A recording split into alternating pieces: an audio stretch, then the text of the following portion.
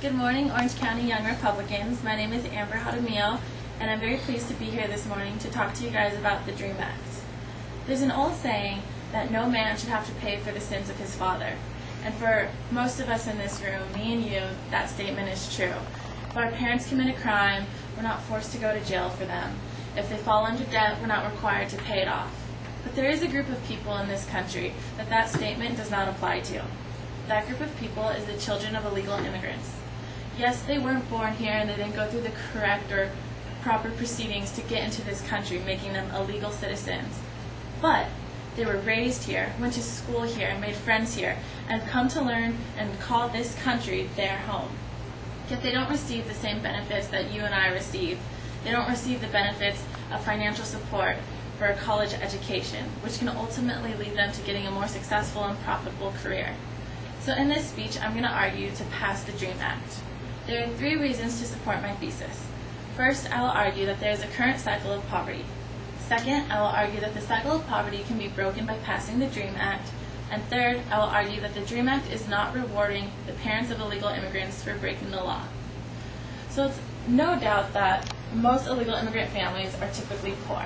According to Monica Wilson, the director for Economy and Finance Department for CNN, has reported that a family of 4 making a little over $22,000 a year, or a single individual making a little over $11,000 a year, is considered impoverished.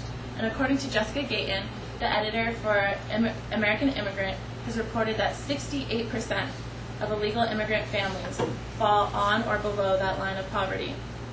It is because of their illegal status that they're only able to get jobs that are undocumented, cash paid, under the table, and of manual and unskilled labor.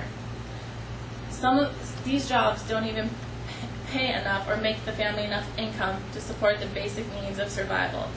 According to Robert Warda of the American Public Welfare Program, states that 57% of illegal immigrant families with children under 18 years old have stated that they've used public assistance for at least 2 years, one program for 2 years, and that 28% of illegal immigrants have reported a period of time in the past 6 months where they were hungry but unable to afford food.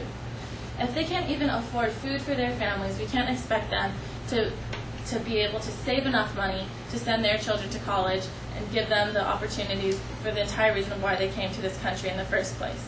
And even if they could save the extreme amount of money that it takes to send your child to college, they don't possess the proper documents to give them an above-the-board and professional job after they graduate. So how do we fix this cycle of poverty? We know that education is a key role and tool in providing a successful career and overall life in this country.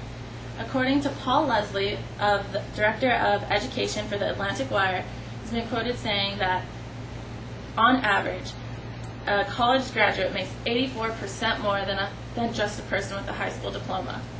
84% more over a lifetime. So if an individual can make 84% more money over their lifetime, they're more likely to be able to support themselves and their families, lessen their dependency on public welfare and assistance programs, and become less of a burden onto the American government, taxpayers, and society as a whole. The definition of stupidity is doing the same thing over and over again without any changes. How can we expect to break the cycle of poverty unless we offer up a new opportunity and change something, which is educating the next generation of illegal immigrants? Of course, they need our help. So by passing the DREAM Act, we would be able to give the benefits and help these students to help break the cycle of poverty. There are those who disagree with the DREAM Act and say that the DREAM Act is rewarding illegal behavior, rewarding the parents for breaking the law. According Republican Senator David Vitter of Louisiana has been quoted saying that these students are subservient to the law, meaning that the law does not apply to these students, which is simply not true. The DREAM Act is not rewarding the parents of illegal immigrants or any law breaking.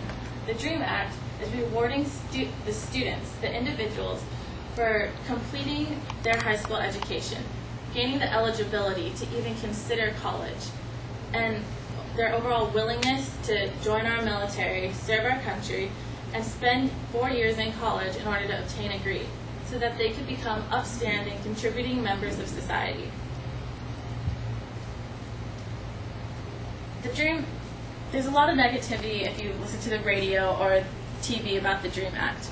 But if we can take a step back and look through the negativity, you can see the real essence of the DREAM Act, which is that there is a cycle of poverty, and it can be broken by educating the next generation and those willing to take the step forward, but they need our help in order to do it. And that it's not rewarding any illegal behavior, but the individual for their willingness to serve our country and their wantingness to help support our society. But if anything else, the last thing that the DREAM Act is doing is taking a final stance and saying that no man should have to pay for the sins of his father. Thank you.